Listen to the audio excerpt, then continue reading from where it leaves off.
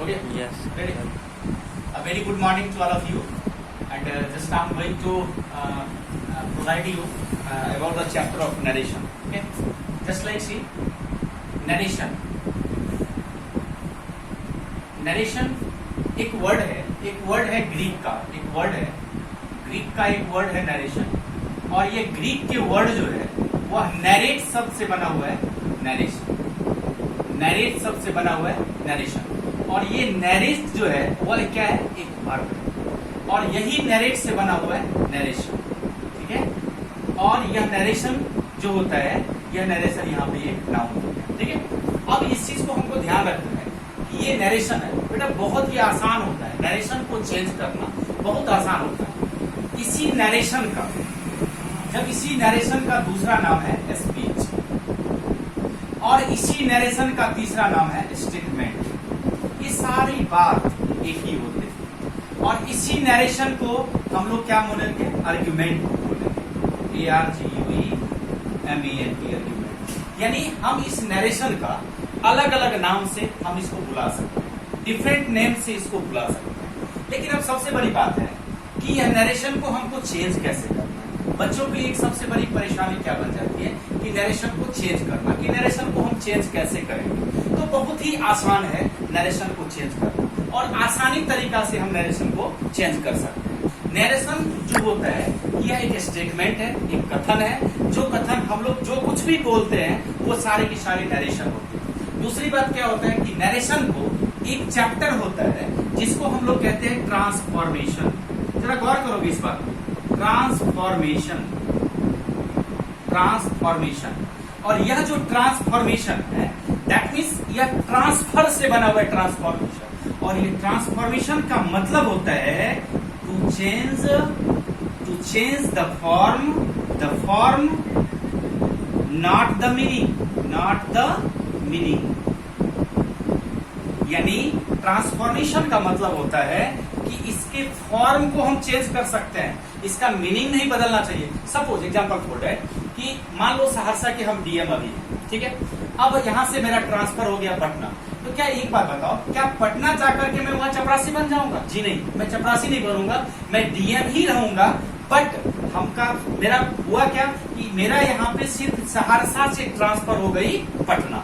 बस वही बात है कि जब नरेशन हम लोग चेंज करते हैं तो नरेशन में भी क्या होता है कि जो चेंज करते हैं उसका सिर्फ मीनिंग चेंज होता है, न कि उसका अर्थ बदलता है. इसलिए हम लोग इसको किसमें पढ़ते हैं, ट्रांसफॉर्मेशन के अंतर्गत पढ़ते हैं. ठीक है. अब थोड़ा सा इसमें हम यह देखते हैं कि ट्रांसफॉर्मेशन या नरेशन होता क्या है. ठीक है. और ये नरेशन का कितने पार्ट्स होते हैं, है ना.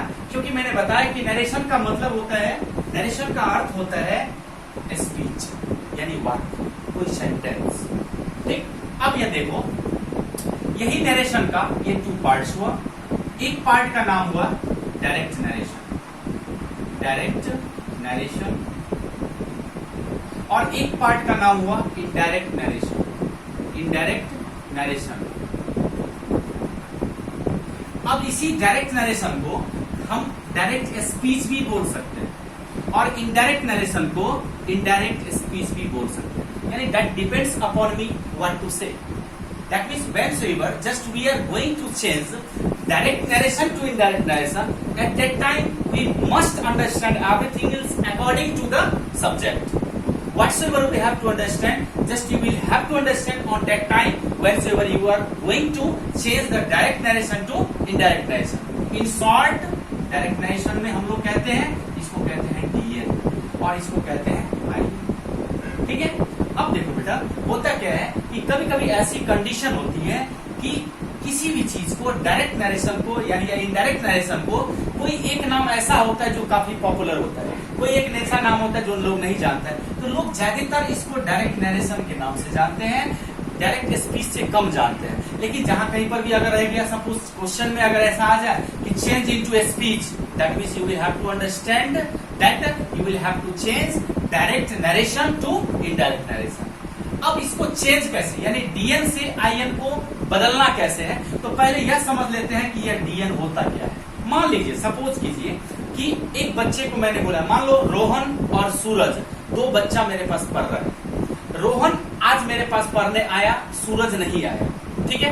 अब जरा यह सुनो कि यदि रोहन आज आया पढ़ने के लिए और सूरज नहीं आया, और रोहन जब जा रहा था तो मैंने रोहन को बोला, जरा गौर कीजिएगा मेरे भाषा पे कि हम रोहन को क्या बोलते हैं और रोहन जाकर के क्या बोलता है। ये मैं यह बताना चाह रहा हूं कि डायरेक्ट नरेशन क्या होता है और इनडायरेक्ट नरेशन क्या होता है।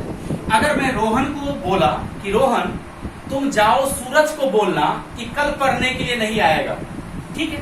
रोहन ने बताया ठीक है सर, मैं जाके बोल दूंगा। रोहन गया, संजोग से शाम में खेलने के लिए मैदान में आया। रोहन जब यानी मैदान में सूरज से मिला तो सूरज को कहता है, हमने रोहन को क्या बोला था, रोहन सूरज को कहना कल पढ़ने के लिए नहीं आएगा। मैंने क्या बोला, रोहन सूरज को कहना कल पढ़ने के लिए नहीं आएगा। रोहन सूरज को जाके क्या बोलता है कि सूरज इधर सुनो, तो सूरज बोला क्या, तो सूरज को कहा कि जरा इधर सुनो, तो सूरज बोला जब क्या, कहा सुनो सर तुमको बोले हैं कल पढ़ने के लिए नहीं आने के लिए।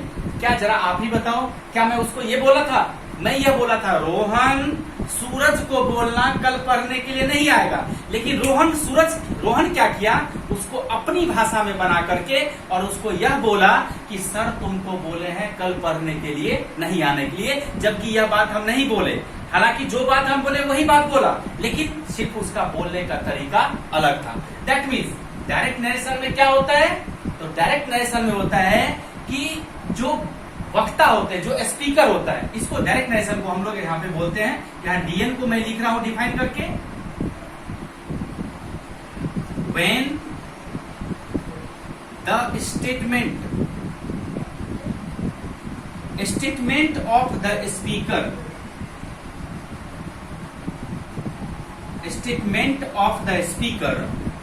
when the statement of the speaker is said as the same is known as direct narration। when जब the speaker of the state यानी when the statement of the speaker, जब वक्ता की कथन को हूबहू रख देते हैं, यानी is said as the same, is known as direct narration. अब इसी पे इनडायरेक्ट नरेशन में क्या करना है, when the statement of the speaker is said as, अब यहां से क्या करना है, यहां से हमको हटा देना है, ये इनडायरेक्ट नरेशन के लिए यहां से हटाना है और उसको क्या लिखना है। अब देखिए, is said as in its own language,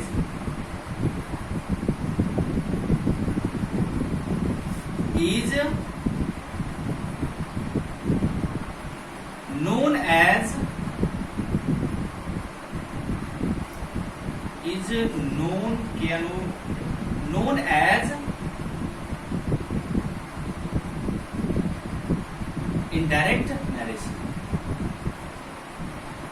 बस यहां पे इसको हम क्या किए, यहां पे आई लगा, ठीक। ये डायरेक्ट नरेशन हो गया, इनडायरेक्ट नरेशन हो गया, और इससे पहले हमने डायरेक्ट नरेशन को बता दिया कि डायरेक्ट नरेशन क्या होता है, इनडायरेक्ट नरेशन क्या होता है। अब बस कुछ नहीं है, अब एकदम इजी है, बहुत आसान तरीका से हम इसको चेंज कर सकते हैं। अब यह क्या करना है, डायरेक्ट नरेशन को इनडायरेक्ट नरेशन में हमको चेंज करना है। तो डायरेक्ट नरेशन को इनडायरेक्ट नरेशन में चेंज कैसे करेंगे, इसके लिए अब यह चीज को देखना है, ठीक है।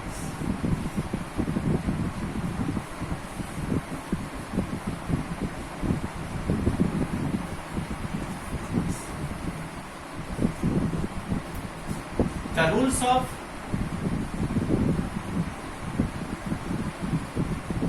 DN to IN, यानी DN से IN बनाने के नियम। To change DN to IN, it depends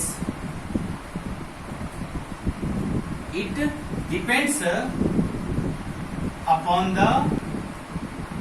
the three aspects। पहला,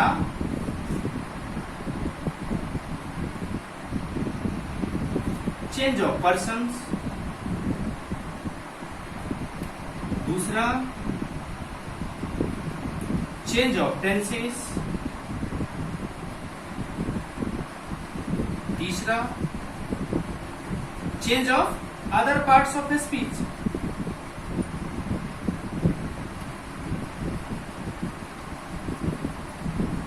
ये तीन चीज पे हमको ध्यान देना है। अब वन बाय वन करके हम लोग चेंज ऑफ पर्सन्स को देखेंगे, चेंज ऑफ टेंसेस को देखेंगे, change of other parts of speech को देखेंगे। बहुत आसान है, बहुत आसान है। और आई प्रॉमिस कि आप जब whenever you will study it well then you won't have any problem. यदि आप इसको सही तरीके से स्टडी करोगे तो मेरा ये वादा है कि आपको जरा सा भी प्रॉब्लम नहीं होगी, कहीं पे प्रॉब्लम नहीं होगी, चाहे वो किसी तरह से डीएन क्यों ना दे दे, हमें कोई भी प्रॉब्लम नहीं होगी। अब इसको कैसे करना है तो हम लोग एक एक करके चेंज ऑफ पर्सन्स को देखते हैं, चेंज ऑफ टेंसेस को देखते हैं, change of other parts of speech को देखते हैं। इसको कैसे करना है वो देखते हैं।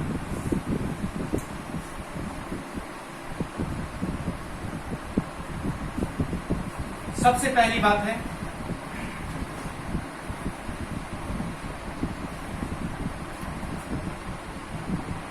Change of persons.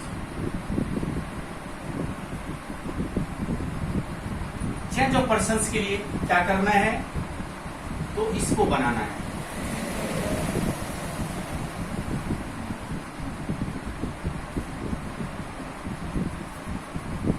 N for no change, O for object, S for subject, 1 for first person, 2 for second person और 3 for third person। अब यहां पे देखना है कि डायरेक्ट नरेशन में हमारे पास दो एस्पेक्ट्स होगा।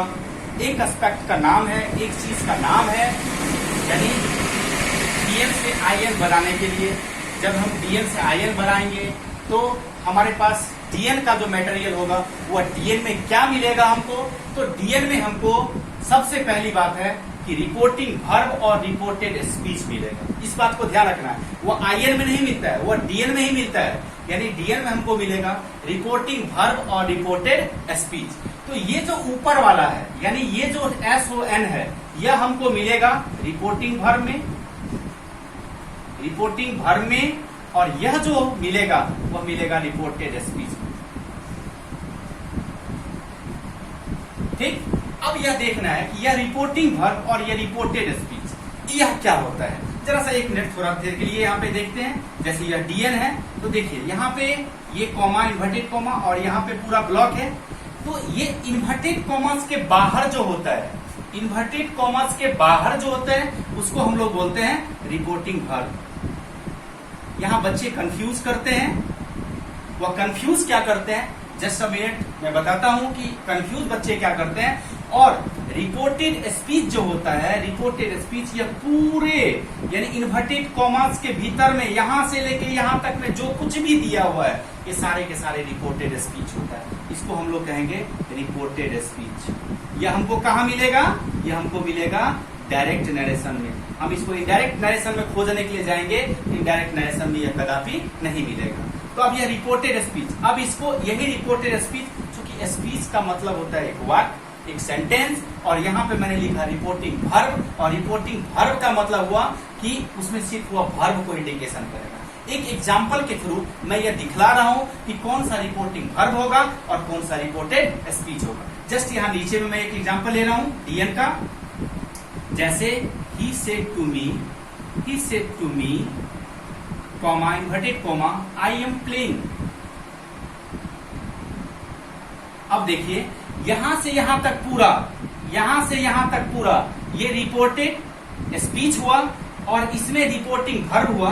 तो रिपोर्टिंग वर्ब बस इतना, ये सेड, बस इतना ही। बच्चे ये कंफ्यूज कर जाते हैं। रिपोर्टिंग वर्ब का मतलब यह समझ लेते हैं ही सेड टू मी। जी नहीं, आपको ही सेड टू मी नहीं समझना है बेटा, आपको सिर्फ क्या समझना है, यहाँ पे वर्ब क्या है। और यह वर्ब का, यह जो ही आप देख रहे हो यह वर्ब का सब्जेक्ट हुआ, और यहाँ जो मी देख रहे हो यह वर्ब का ऑब्जेक्ट हुआ।